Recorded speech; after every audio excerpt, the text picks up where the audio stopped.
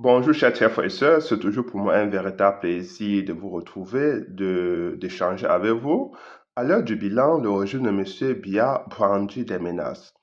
Son régime menace tout le monde. Nous avons entendu l'un de ses ministres parler avec dédain et condescendance aux soi-disant élus locaux, même si c'était à des simples citoyens.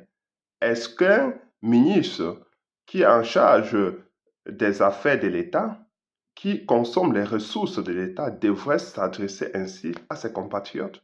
Donc, cela démontre à suffisant que le régime de M. Biya n'a jamais voulu écouter des sons de cloche différents.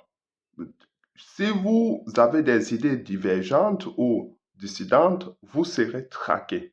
Et c'est la raison pour laquelle ils sont déjà en train de brandir des menaces aujourd'hui contre toute forme de coalition, parce que la personne visée ici, c'est le professeur Maurice Kamto. Vous allez tout de suite écouter le professeur Maurice Kamto qui répond à ce ministre-là parce qu'ils ont laissé entendre que avant la session de M. Biya au pouvoir, le Cameroun n'était rien. Le Cameroun n'avait pas d'infrastructure. Il suffit de rappeler que avant la session, avant l'arrivée de M. Biya, le Cameroun était considéré comme un pays à revenu intermédiaire, tranche inférieure, mais qui était en train de monter en puissance pour devenir un pays émergent dans 20-30 ans. Mais M. Biya est arrivé et M. Biya le dit lui-même, qui trouve les caisses de l'État saines, que le Cameroun est économiquement stable, et déjà, à un certain moment donné, le régime de M. Biya s'est gargarisé d'être un mangeur, un mendiant de la paix. Comme s'il avait trouvé le Cameroun en guerre. Le Cameroun était toujours considéré comme un havre de paix. Et donc, c'est M. Biya, c'est sous son magistère que nous avons connu une guerre civile et qui est encore en train de sévir dans les régions du nord-ouest et du sud-ouest. C'est sous son régime qu'on a connu Boko Haram. OK, Boko Haram, on peut dire que c'est le terrorisme, on ne peut pas facilement contrôler ça, mais c'est parce que aussi ce groupe terroriste de Boko Haram a trouvé un terrain fertile au nord du Cameroun parce que les Camerounais qui y vivent sont dans une paupérisation abjecte, dans une pauvreté ambiante rampante, et donc les leaders de ce Boko Haram ont trouvé des gens qui pouvaient facilement convaincre de rejoindre leur groupe terroriste.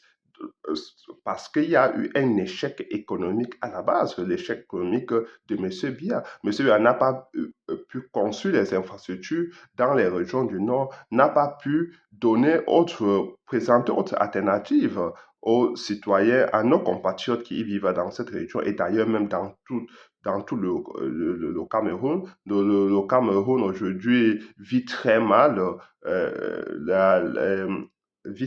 la dictature de M. Biya. Et donc, chers frères et sœurs, écoutons le professeur Maurice Kamto tout de suite parce que plus on parle de ce régime, plus nous pouvons facilement euh, avoir une crise cardiaque. Écoutons le professeur Maurice Kamto. C'est que ce qui nous reste de développement, nous le devons à Amadou Ahidjo. En 10 ans, il a commencé à dérouler son programme de développement économique et social du Cameroun à partir de 1971. Et je pourrais être plus précis dans la datation en disant après l'exécution d'Ernest Ouandié en 15 janvier 1971. Regardez, toutes les grandes entreprises publiques, Cameroun Airlines, Cameroun Shipping Lines, le Transcamerounais en 1974, de nombreuses entreprises publiques, je serais encore ici demain si je voulais les énumérer. Mais songez quand même qu'on fabriquait les chaussures dans ce pays. Imaginez qu'on fabriquait des motos. À un moment où la Chine ne savait pas comment on fabrique les motos, on fabriquait les motos BB à Douala et les vélos Solex.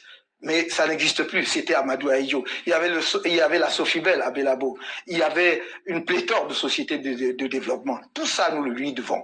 Et on ne peut pas tout simplement, pour je ne sais. Donc, chers frères et sœurs, vous avez compris qu'avant l'arrivée de M. Biya au pouvoir, il y avait beaucoup d'entreprises publiques. À l'UQAM, sans parler de Cameco qui fonctionnait.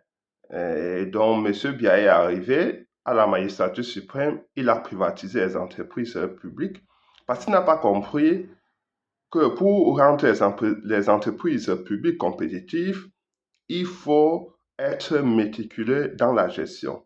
Il faut avoir un contrôle permanent, mais comme M. Biya, il est laxiste et il n'a jamais voulu travailler de manière acharnée, aller faire des contrôles, des inspections inopinées comme le faisait Amadou Ahidjo. M. Biya a laissé toutes ces entreprises, il a privatisé les entreprises publiques et les entreprises privées ont disparu parce que les entreprises privées avaient besoin d'un cadre sain, propice, pour pouvoir continuer à créer plus de richesses, à investir davantage dans leurs entreprises. Quand M. Biya arrive et il fait disparaître toutes ces entreprises-là, donc M. Biya, c'est un échec total, cuisant.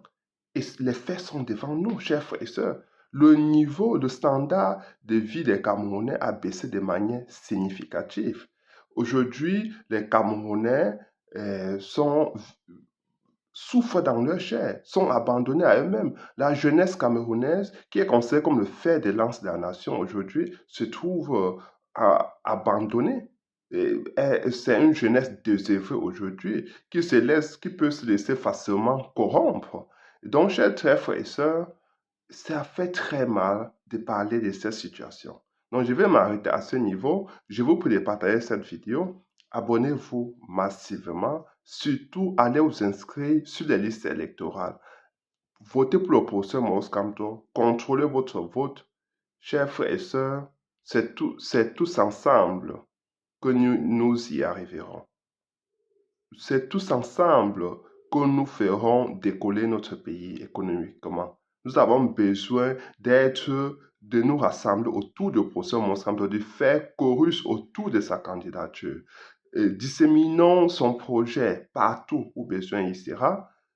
Allons-y dans tous les recoins du pays. Faisons connaître la personne du professeur Maurice Kamto. Partageons avec le peuple camerounais son programme de société, programme de gouvernance pour que les Camerounais sachent que nous avons un homme comme le professeur Maurice Kamto qui a toutes les compétences pour être président de la République, qui a des capacités pour sortir notre pays de cette crise sévère dans laquelle il est plongé depuis 40 ans. Le Cameroun doit renaître de ses cendres.